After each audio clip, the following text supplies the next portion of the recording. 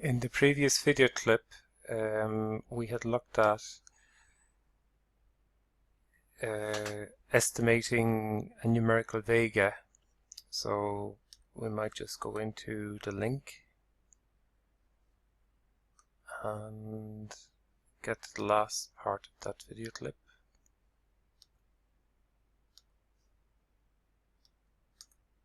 And it's clear that I started with an analytical Vega, and then I generate a numerical Vega to get the file. We'll just download. I'll go to Excel Online or the OneDrive. We'll download that Vega 2. I'll open it up. I'll enable editing and enable content, and these values now seem to appear.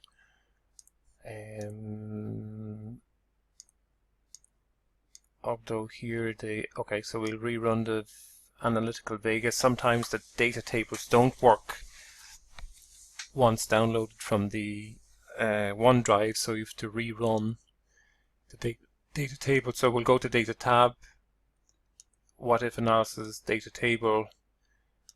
The original input was 100, and we're saying, what if we have different stock prices? What is the Vega?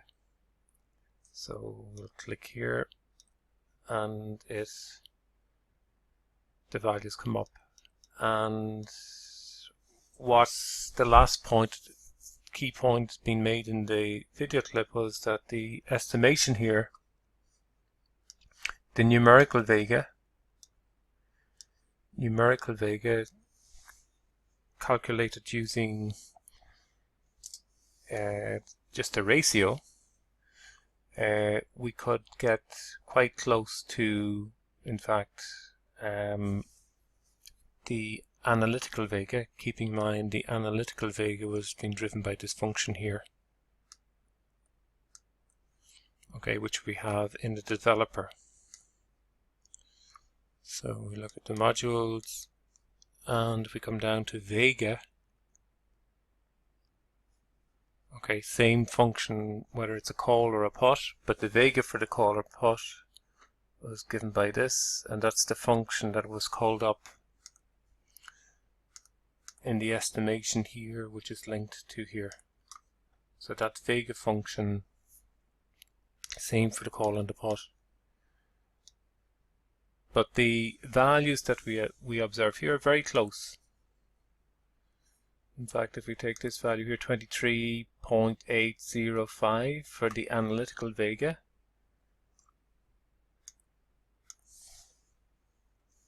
is the same as the value here, 23.8057 to now a little bit of difference, 2716. But again, if we drive this 99 and add another 2 zeros here, 00, we get closer again. So we'll just check. 932, last three digits 932, 35.34799, 108, 108. So you can see that as we make these values smaller and smaller, and then estimate the Vega as being the value of the call minus the value of the call with the higher sigma minus the value of the call with the lower sigma divided by the value of the call, value of the higher sigma minus the value of the lower sigma, we converge to the analytical Vega from Black-Scholes.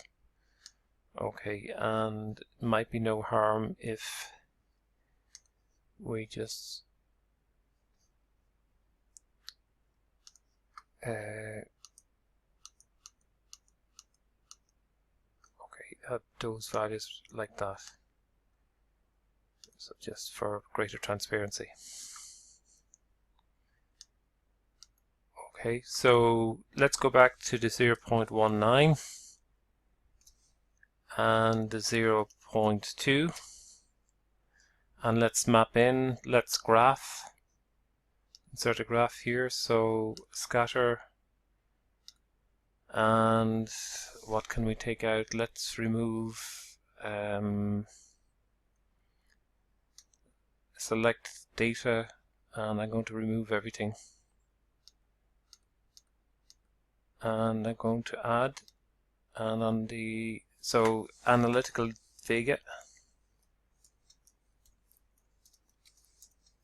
and we'll change this to be the, on the horizontal axis we want the stock prices, and on the vertical axis we want the analytical Vega, and we'll add another series, now the numerical Vega, and on the horizontal axis again it's the same set of asset prices, but this time we'll use the numerical Vega from here, and there should be a reasonable correspondence between the two sets of values. Click OK, and we can make it a little bit bigger, and they look pretty much in line with each other, although some slight differences here as we come down along. Okay, let's just make it bigger again. And again, okay, as you magnify you can see some discrepancies. Now those discrepancies go away if we just bring this down. If I change this to 0.19999 and this to 0.2 0.000. Okay, a large proportion of the difference disappears. So we'll go back to 0.19 and 0.21 and remove the graph. Okay, we'll just cut for a moment. Okay, and you can see there is some discrepancies. 23, but as we make the values closer, so we could think of this as being 0.2 minus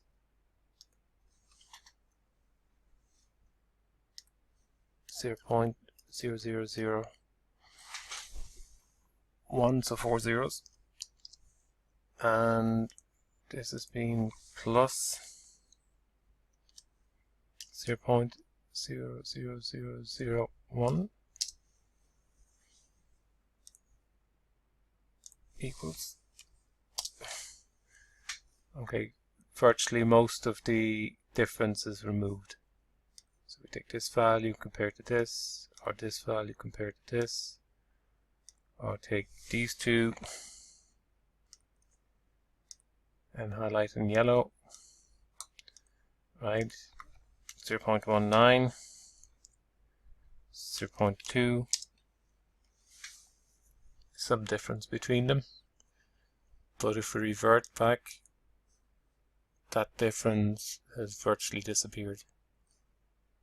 Okay, so that's the how we might generate numerical Vegas and how we can make the numerical Vega converge to the analytical Vega, and keeping in mind the analytical Vega is generated by this function, whereas the numerical Vega is generated by knowing the relationship is given by the change in the value of the option divided by the change in the volatility levels.